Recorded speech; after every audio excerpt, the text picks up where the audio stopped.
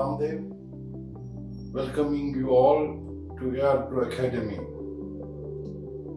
Today, let us discuss about a after-sales organization structure in an automobile dealership. As we all know, the after-sales department is most manpower oriented, and its structure is the roles and responsibility is quite large. And in this department, multiple layers of people work in different capacities and different skills. So to say, in the entire setup of the dealership, retail, what we call retail professionals, the after sales department is the department which employs the highest number of people. So before going to today's subject content, let us understand a great saying, and it goes like this: Simma Vatsa Sarva Vagegena Pathane Tayarite Kilaratinha. So what does this Sanskrit words say? Those who intend to get work done cast themselves on the task with all possible speed like a lion. So it talks about the leadership. If one wants to get any work done, first of all, he should take the lead in doing that work.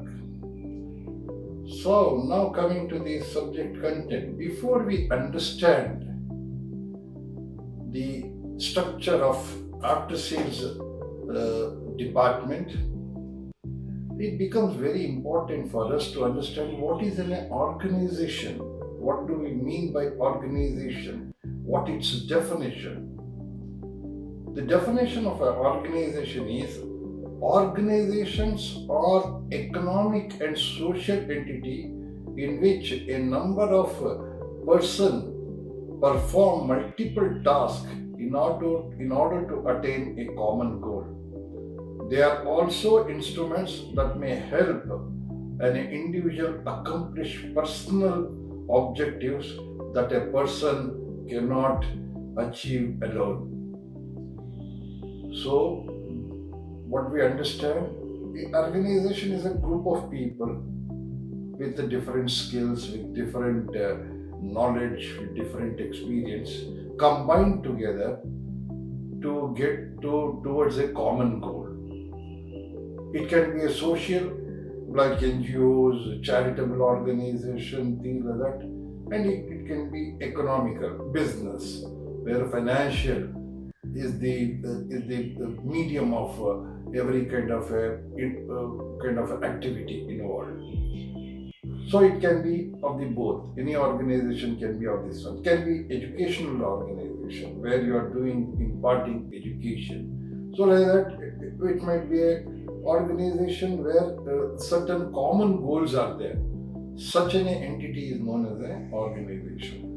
Further going, what it says, the goal or purpose may vary from organization to organization.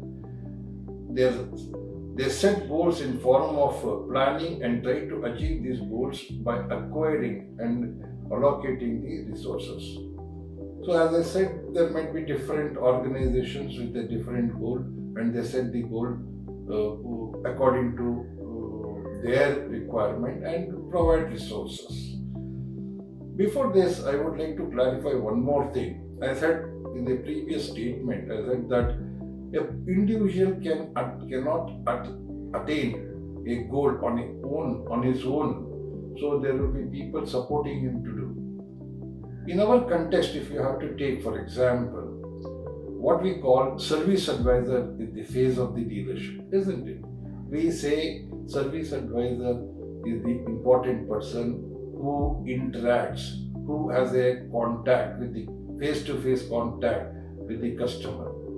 So for him to effectively perform, there is a lot of other arrangements, a lot of people who are behind him. So those people, when they effectively perform, the service advisor confidence is higher and his level of competency and performance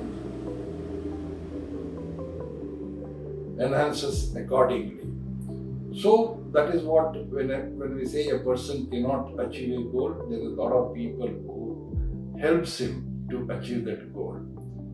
Further, it is an activity which involves teamwork of people involved in designing, manufacturing, and marketing. So that is for manufacturing, where there is a teamwork, where there are different departments working for a common set goal, and they work in tandem with each other so they achieve the common goal. Lastly, organizations are usually formed to satisfy objectives that can best be met collectively. So, as we said earlier, organizations are a collective of people who work for the common objective. What we are going to discuss today is an ideal organization, ideal after sales organization of a dealership. There are two other aspects involved in that one. One is the manufacturer, according to his product, recommends a certain set of people required to be employed in after sales. At the same time, many a dealer, experienced dealer with lot of years of having experience in dealership activity, with their understanding, they also have some understanding how they have to employ the manpower. So many times it will be more or less the same thing, but there will be certain differences. From dealership to dealership, there might be slight shift here and there about the way the people are employed. But what will be talking today is an ideal dealership workshop, which is in taking into consideration of both of kind of a OEM what they recommend and what the dealership as a mature dealership with a lot of experience understand how they have to be organized.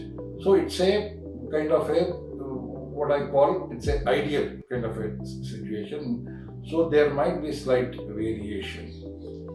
So now coming to after sales objective. What are the objective of after sales? There are three objectives, namely very basic three. One is customer delight. The first and the foremost thing of an after sales responsibility is to ensure the customers coming to our premises are delighted. Second is service profitability. Only customer getting delighted is not good enough because it's a business entity. So we have to see that the profitability aspect is also in consideration along with the delight of the customer. The third and most very crucial thing is how best the service department can ensure that the customer is sent back to our sales store by our various activity, his interaction with him, the kind of the relationship we build with him, the kind of trust we build with him. How do we see that the customer again gets back to our sales department door? These are all the three objectives of the after sales department. Now let us get into the structure. So this subject cannot be covered in one part. Let me tell you this in the beginning itself. It will be covered in 3 or 4 parts. Today we are just seeing the HODs, who are all the different head of the department working in after sales department. The top man, the head of the department or the big boss is GM service or VP service or AGM service. He will be the senior most person in the organization after sales. Then there will be a lot of other HODs like a service manager, then your body shop manager, then your training head, then your customer relation manager, then your parts manager, then your HR and admin manager, then accounts department. So these are all the various department and the department heads who are directly working under the senior most person, that is GM service or somebody. Out of these, some of the departments are directly handled by the head of the department, GM service, and the other departments, some of the department work under him, also works under him, but they have their own structure below them. Like for after sales, we will come to that in our next episode. After sales will have various department. Similarly, CRM will have different department. How that is structured, we will see it in our later episodes. So, going forward, what we are going to do, the individual department teams details will be discussed. We will be discussing, as I said, the individual department teams and how they are employed, what are their roles and responsibilities. We'll discuss that. Then role and responsibility of each entity, each element, each individual, what is his role and responsibility in that structural organization. We will discuss that. Then we will discuss interdepartment will be discussed. How the relationship has to be there between the interdepartment. There are some of the key individuals who will be working on both might be two departments. He might be part of the two department. How that functions effectively. All this we will discuss during the coming episodes. So thank you very much. Again, as usual, I would say that be safe, keep smiling. Thank you.